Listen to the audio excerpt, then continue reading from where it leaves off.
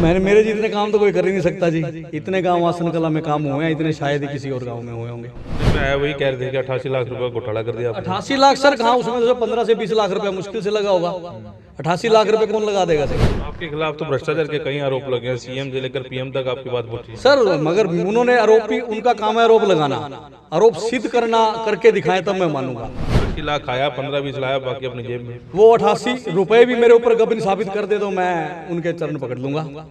उन्होंने यह आरोप मुझ पे लगाया कि सरपंच ने यह कर दिया, वो कर दिया। वो तो खुद कब्जादारी हैं। गांव की 16 जगह पर कुछ बाबा जी के और उनके भाइयों के कब्जे हैं। तो बाबा जी कहते हैं कि हमारा, हम तो बिल्कुल साफ है, पाक है, और वो कहते हैं शराब मत बांटो। वो बाबा जी की वीडियो मेरे पास है, वो खुद अपने हाथ से थैले में बोतल डाल के लोगों को बांट रहे हैं। आप बाबा जी से एक बात पूछिए, उन्होंने फार्म, उनका फार्म कैंसिल क्यों हुआ? वो तो सिर्फ ये कहते हैं हमने सोनू को नहीं बनने देना, उसको हराना है। वॉइस ऑफ पानीपत देख रहे हैं आप, और मैं हूं आपके साथ कुलवंत सिंह। आसन गांव में दोबारा हम लोग पहुंचे हैं। सरपंच के ऊपर आरोप लगे थे, जो पूर्व में सरपंच कृष्ण लाल उर्फ सोनू अनेजा है, उनके ऊपर आरोप लगे। और आरोप लगाने वाले दूसरा पक्ष है जो चुनाव लड़ रहे हैं, इनके प्रतिद्वंदी हैं। और इन्हीं आरोपों के बीच हम इनसे बातचीत करने आए। 2-3 दिन बीच में छुट्टी थी, हम लोग पहुंच नहीं पाए, लेकिन आज पहुंचे हैं। अनेजा साहब क्या हाल है? नमस्ते जी, मैं सोनू अनेजा, सरपंच गांव आसन कला, और दोबारा चुनाव की तैयारी कर रहा हूं। आपका यहां पहुंचने पर बहुत बहुत धन्यवाद। अच्छा, पहले क्या काम कराए, अब दोबारा आपको सरपंच बना दें? तो मेरे जितने काम तो कोई कर ही नहीं सकता जी। इतने गांव आसन कला में काम हुए हैं, इतने शायद ही किसी और गांव में हुए होंगे। क्या क्या गिनवाया? आसन कला में 150 से 200 तो हमने गलियां नालियां बनाई हैं जी। चलो ये काम तो सभी करते हैं। मैंने पूरे 36 बिरादरी का काम किया है। वाल्मीकि आश्रम से लेकर कश्यप चौपाल से लेकर इधर बाजीगर चौपाल देख लो, पंजाबी धर्मशाला देख लो, गुजर भवन देख लो, हरिजन चौपाल देख लो, या हरिजन शमशान देख लो। 5 शमशान है, वो भी पक्के किए हैं। एक हमारा जो ये, चलो ये तो काम गांव के गिनवा रहे हैं। सबसे पहले मैंने बनते ही पूरे गांव को सीसीटीवी की कैमरे की नज़र में कैद कर दिया।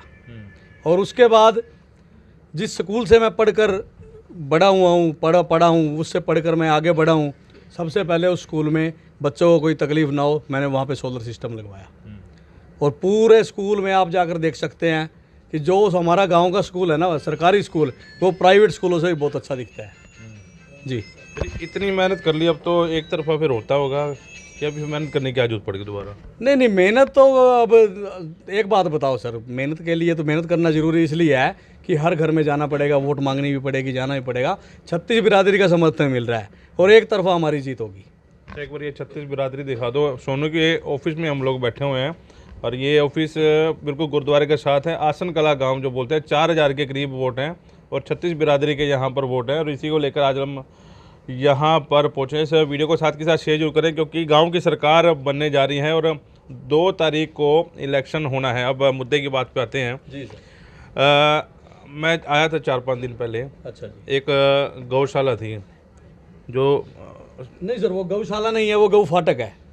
वो भी अभी निर्माणाधीन पड़ा है, क्योंकि मेरे कुछ अपने ही परिवार से थे शरारती तत्व, तो मैं क्या कहूँगा, वो मेरे खुद के अंकल थे, चाचा ताऊ थे, जिन्होंने आपको उसमें वीडियो कॉन्फ्रेंस भी आपके साथ की है। तो उन्होंने मुझे काम करने नहीं दिया। वो कहते थे कि इसमें ना ये गौशाला बना, इसको सर आधे एकड़ में गौशाला नहीं बन सकती।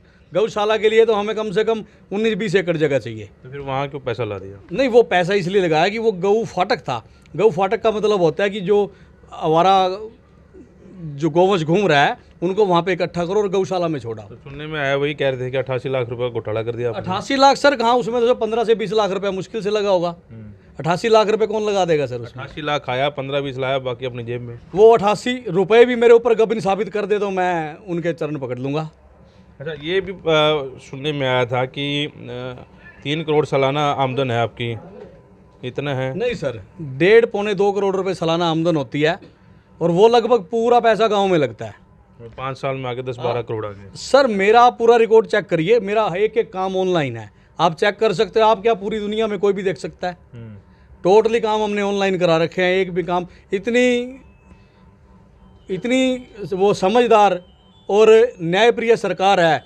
इस सरकार में गबन करना है, गबन के बारे में सोचना भी अपराध है। तो आपके खिलाफ तो भ्रष्टाचार के कई आरोप लगे हैं, सीएम से लेकर पीएम तक आपकी बात पहुंची। सर मगर उन्होंने आरोपी, उनका काम है आरोप लगाना, आरोप सिद्ध करना, करके दिखाएं तब मैं मानूंगा। उन्होंने तो अनिल विज जी के, जो सबसे न्यायप्रिय नेता हैं, उन जैसा न्याय तो कोई कर ही नहीं सकता।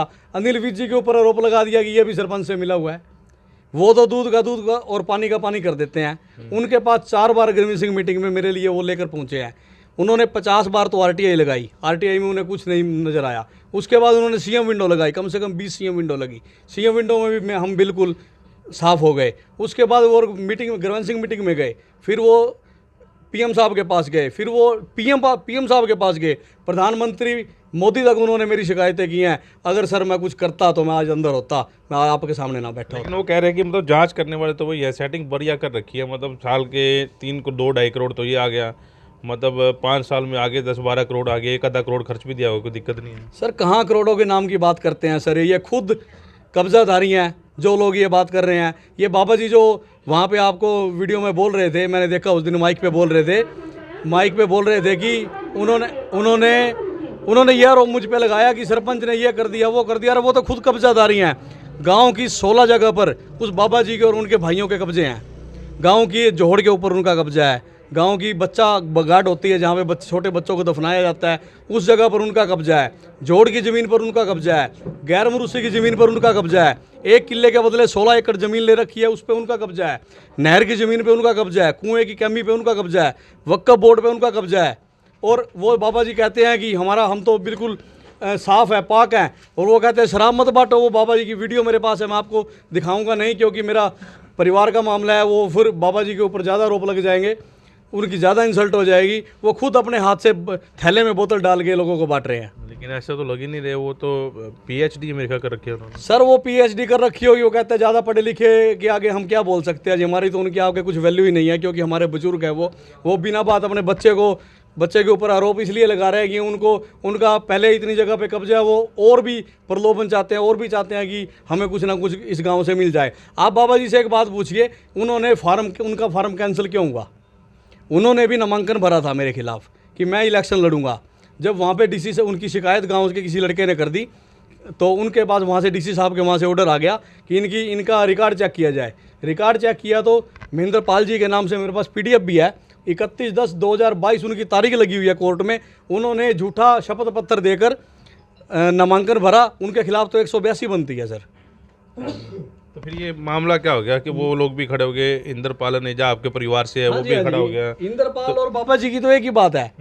और उनका मेन मकसद ये है कि सोनू सरपंच को दोबारा सरपंच ना बनने दिया जाए। तो सोनू सरपंच इंद्रपाल को बना देता, क्या दिक्कत? तो इंद्रपाल में मुझ में क्या फ़र्क है? इंद्रपाल मेरे पास आ जाता कि सोनू तू रहने दे, मैं खड़ा होता हूँ, मना कर देता। तो परिवार में बात नहीं चली थी? नहीं, उन्होंने पूछा ही नहीं है। वो तो सिर्फ ये कहते हैं हमने सोनू को नहीं बनने देना, उसको हराना है, हमारा मकसद ये है बस। हम आज भी उनसे छोटे हैं, वो हमारे बुजुर्ग हैं। आज भी हम हाथ जोड़ के उनके आगे ये अपील करते हैं कि आप सरपंच बनो या मैं बनूं, परिवार तो एक ही है, मगर इतना परिवार में जहर मत घोलो कि एक दूसरे को लोग देखना भी पसंद ना करें। अवैध कब्जे आपने कुछ छुड़वाए भी है? पहले भी कई अवैध बहुत सारे अवैध कब्जे छुड़वाए हैं जी गाँव में। गौचरांद की जगह हमने छुड़वाई है। जो सफ़ेदों की जगह थी उन पर कब्जा कर रखा था वो हमने छुड़वाई है। पंचायत की जगह थी वो हमने छुड़वाई है। और बहुत सी जगह ऐसी हैं जिन पे हमने कब्जा छुड़वाया गाँव में। कितने एकड़ कब्जा छुड़वाया होगा? तो मेरे हिसाब से अभी मेरे से थोड़े दिन जब मैं सरपंच बना तो 600 एकड़ की 550 एकड़ की बोली होती थी। मेरे टाइम में आज 830 एकड़ की बोली हो रही है। तो फिर ये रिश्तेदार सीन से क्यों नहीं छुड़वाया फिर? किन से? ये बाबा जी आप कह रहे इतने एकड़ पे उन्होंने कब्जा कर रखा है। तो इनके केस चल रहे हैं और ये मेरे को बोलते हैं ये वो कर लेते हैं, सेटिंग कर लेते हैं। सेटिंग तो इनकी चल रही है जी, सेटिंग तो इनकी चल रही है। और मैं अपने बता रहा हूँ, जो इन अफसरों पर ये आरोप लगा रहे हैं, मैंने आज तक एक भी भ्रष्ट अफसर नहीं देखा है अपने टाइम में। ये अफसरों पे भी गलत आरोप लगा रहे हैं। हमारे जितने अफसर रहे हैं बिल्कुल ईमानदारी से उन्होंने काम किया है। उन्होंने कभी अन्याय की बात नहीं किया, हमेशा न्याय का पक्ष लिया है। अच्छा, इस बार ही मतलब मुश्किल है इलेक्शन के पार कर जाओगे? नहीं जी नहीं, इलेक्शन हम जीते पड़े हैं। 36 बिरादरी का साथ हमारे साथ है। 36 बिरादरी हमारे साथ चल रही है। ये तो ढोंग कर रहे हैं, ये ढोंगी हैं। इनका मकसद यही है कि गांव में इनके सरपंच बने तो ये बने, या जुगल किशोर सरपंच बने, या हरबंस लाल बने, या महेंद्र बने, या इंद्रपाल बने। इनके अलावा ये दूसरे को देखना नहीं चाहते हैं। ये सारे जिनके नाम गिना रहे हो एक ही हैं सारे? सब एक हैं जी, बिल्कुल एक है, टोटली एक है। इनका मकसद है सरपंच जो बने या तो जो हम कहें वो करे, या फिर खुद हम सरपंच बने। इनके अपने बच्चे तो सरपंच का मेंबर बनने के लायक भी नहीं है। आज उनको खड़ा कर दिया जाए कि गांव में ग्राम पंचायत के वार्ड से पंच बन जाएं, वो पंच भी नहीं बन सकते। सरपंची के तो ख्वाब उनके बहुत दूर के हैं जी। अच्छा, नशे को लेकर बार बार ये बात आ रही थी, गलियों में पड़े रहते हैं शराब पी के, रात को बहन बेटियां निकल नहीं जा सकती। वो तो बिल्कुल गलत बात है जी। जो शराब पी के आते हैं, हमारे यहाँ से कोई शराब नहीं पीता है। हमने तो शराब बिल्कुल ही मतलब बैन लगा रखा है। ये खुद बाबा जी के हाथ की मैं दिखा देता हूँ कि वो खुद बोतल ले देते हैं। और जो और कैंडिडेट भी खड़े हैं, मैं अकेला नहीं खड़ा हूँ गाँव में, शराब तो औरों से पी के आते होंगे, नाम इन्होंने हमारा बदनाम करना ही है जी। तो वो शराब बांट रही है दूसरी पार्टी? सभी बांट रहे हैं जी, हम तो नहीं बांट रहे। अच्छा, आप नहीं बांट रहे? ना जी ना, कन्फर्म है? कन्फर्म है बिल्कुल, हम खुद ही नहीं पीते जी। अच्छा, सीसीटीवी कैमरे वाली बात हो रही, सीसीटीवी चल रहे हैं आपके गांव में? तो बंद सीसीटीवी देखो 2 साल से तो हमारे पास पावर में नहीं है। अभी कुछ कैमरे चल भी रहे हैं, कुछ बंद भी हैं जी। वो सामने देखो, अभी सीसीटीवी चल रहा है आपके सामने।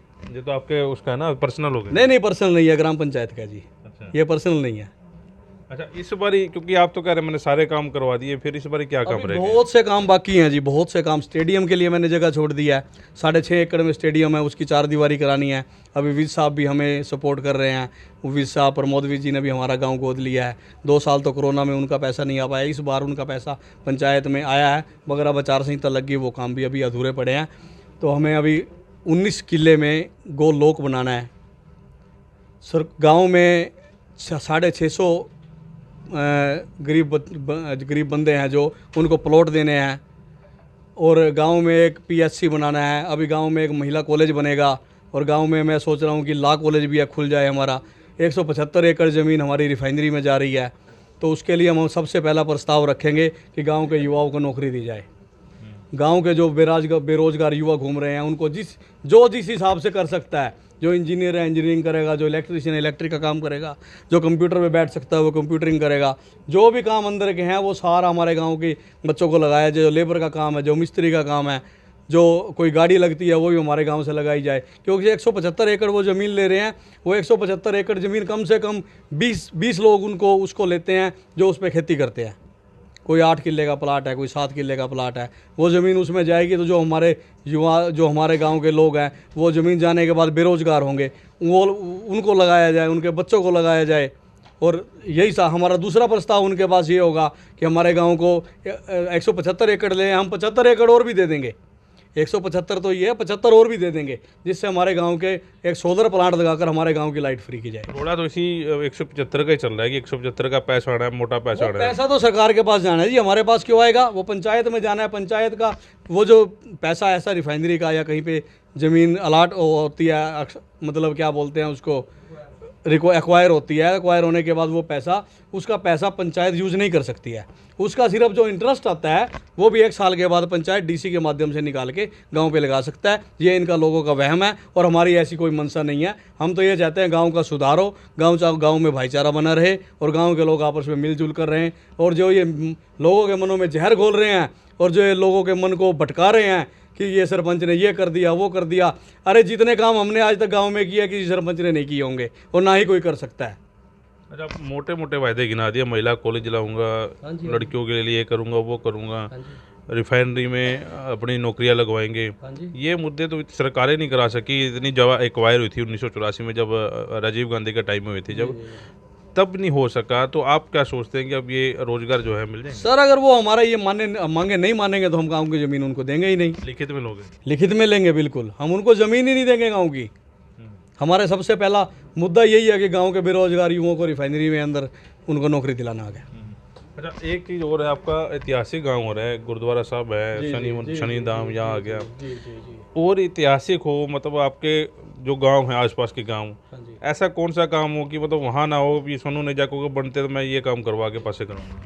मतलब मैं समझ नहीं पा रहा। मतलब ये समझ रहा हूँ कि आप बन गए आज जी, ठीक है, 19 में 21 कैसे काम करोगे दूसरे गांव से? और बनते ही आपका क्या है कि मैं बन गया और मेरा पहला काम ये होगा गांव के लिए? सर आप आज की स्टेज में दूसरे गांव में और हमारे गांव का कंपैरिजन करके देख लो। हमारे गांव में, हमारा गांव आज भी बहुत सारे गांव से ज़्यादा विकसित है। और आगे तो हमने गांव को चंडीगढ़ बनाना है जी। लोग तो कहते हैं हम बना के दिखाएंगे। चंडीगढ़ क्या होता है? ओवरऑल सड़कें बनी हुई है आप देखिए जाके, हमारे जब मैं सरपंच बना बहुत सारी सड़कें कच्ची थी। 170-75 सड़कें हमने अपने टाइम में बनवाई हैं। ऐतिहासिक कोई धरोहर भी तोड़ी गई है क्या? बहुत कोई तोड़ी गई है यहाँ? कोई ऐतिहासिक धरोहर कोई तोड़ी गई है आपकी तरफ? नहीं, ऐतिहासिक धरोहर हमारे गांव में तोड़ी नहीं गई है। हमारे गांव में तो ऐतिहासिक धरोहर का निर्माण किया गया है, उनका नवीनीकरण किया गया है। आप हमारे शिवालय मंदिर में जाके देखिए, शनि मंदिर में जाके देखिए, जानी वाले पीर बाबा हैं वहाँ पे जाके देखिए, और वाल्मीकि सामुदायिक केंद्र है, वाल्मीकि मंदिर है, अंबेडकर भवन भी है वहाँ पे, आप वहाँ पे जाके देखिए। और ये मैं क्या बताऊँगा, गाँव के लोग बताएंगे कि हमने क्या काम किया, आप उनसे पूछिए। चलिए बात करते हैं, एक बुजुर्ग बैठे हैं मेरे साथ, उनसे बातचीत करते हैं। चाचा इसी गांव से हूँ, दोनों को जिता दोगे? सर जी, जो काम किए हैं, लोगों की भावना भी है और कोशिश भी चाहते भी हैं भाई सोनू सरपंच दोबारा आए। और जो मुद्दे सरपंच साहब ने बोल दिया नौकरी के बारे में, ज़मीन के बारे में, ये बिल्कुल सच्चाई है। कब्जेदारी नहीं सोचा ये बना नहीं, कोई 150 किले ले रहा, कोई 100 ले रहा, तो वो क्या गए कोर्टों में केस कर रखा। उसमें सरपंच पता सर जी क्या क्या कर सकता है। कोर्ट का फैसला तो कोर्ट सुनाएगा। आरोप कर रहे हैं कि वो पंचायत की तरफ से सरकारी वकील होता है, हैं? वो उसमें वो गलत करता है, जैसा भी सिस्टम बना। अच्छा, ये एक कहेंगे अगमान में भी इनके साथ रहा, वो जो पंचायत की धरोहर है और कब्जेदारी है, तो सरकारी जो वकील है नहीं, वो कुछ दब कर काम बात करता है, वो कार्य नहीं करता पूरी ढंग से जैसा होना चाहिए। बस और तो मैं क्या कहूँ। बाकी 3 खड़े हैं, उनका क्या है? उनका 3 लोगों से उनकी अपनी भावना ही है अब भाई हमें सरपंच बनाए। अगर वहाँ जो कैंडिडेट है नए आए हैं, वो तो बनने के बाद ही पता चलेगा ये क्या करेंगे। उनके अंदर की भावना का तो कोई नहीं पता, आखिर इन लोगों ने क्या करना है। मतलब यूँ देखा वाला है। हाँ हाँ जी, एक देखिए इंसान कोई भी है तो उसके पीछे पब्लिक लग गई, प्रधानमंत्री हो या कोई विधायक हो, MP हो, तो उसको दोबारा बनाने की कोशिश करती है पब्लिक, बाकी उसके मुकद्दर। आप कह रहे थे वो प्लाट मिल गए जो आप जो थे 100 गज की? हाँ जी, वो मिल गया जी सबको। अच्छा, सोनू का क्या सीन है वो? सोनू का जी जो है जी, जो बोल रहे हैं वही होगा जी। बाकी हमने और पे विश्वास नहीं आ रहा सोनू नहीं बनाएंगे जी हम तो दोबारा, और पे हमने किसी पर यकीन नहीं है जी। वो जो से प्लाट दे रखे हैं उनको भी छटवा रहे हैं जी, वो बोले उनको भी कैंसिल कर देंगे, धमकियाँ दे रहे हैं, मेरे से भी धमकी दे रहे थे तेरी रिक्शा खोस लेंगे, ये कर देंगे। मैं विकलांग मानस हूँ जी, मैं तो अपना सोनू सरपंच के साथ में जी। हम तो हमारा तो यही कहना है जी, गांव राम से जी सोनू सरपंच को जिताओ, गुंडागर्दी मत लाओ जी गांव में, ये है जी बस। चलिए इस वीडियो को साथ के साथ शेयर जो करें, और अपील ये है कि गांव का जो है सरकार बनने जा रही है और भाईचारे का ये चुनाव होता है, आपस में लड़े नहीं, और जिसको सरपंच बनाना है आप तरीके से सरपंच बनाएं। वॉइस ऑफ पानीपत के लिए प्रदीप पांचाल के साथ कुलवंत सिंह। सच सिर्फ हम दिखाते हैं।